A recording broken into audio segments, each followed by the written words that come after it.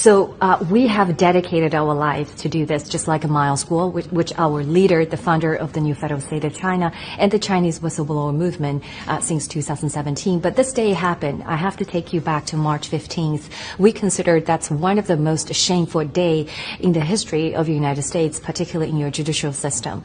So that day, I think a lot of audiences probably at this time know that Miles Guo was arrested by the DOJ based on completely false allegations.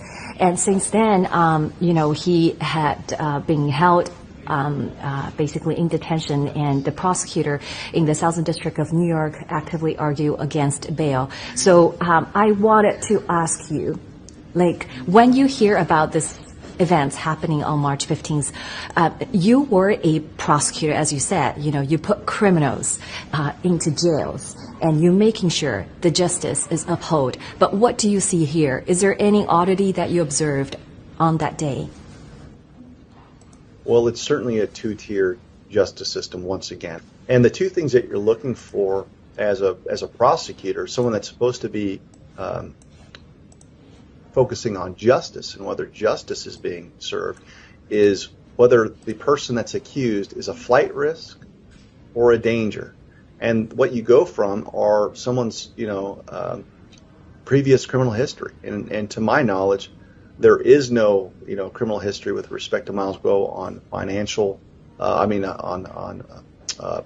real physical violence. There's really no issues of flight risk. If anything, his home country is dead set against him. So where would he go?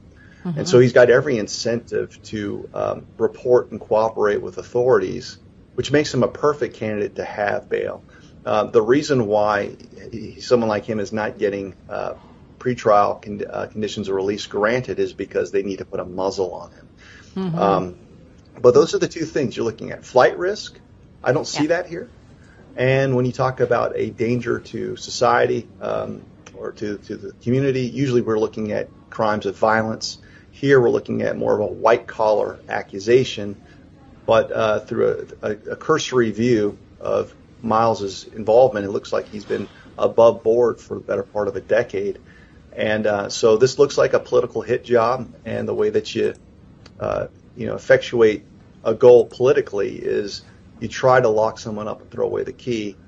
And it's really difficult because the media, if the media is on the side of the truth teller, could do quite a bit to help the situation of Miles Guo. But legacy media has been captured, and it's going to be a difficult problem to solve. So you're basically going to be left with patriot podcasters, second-tier media as your only outlet.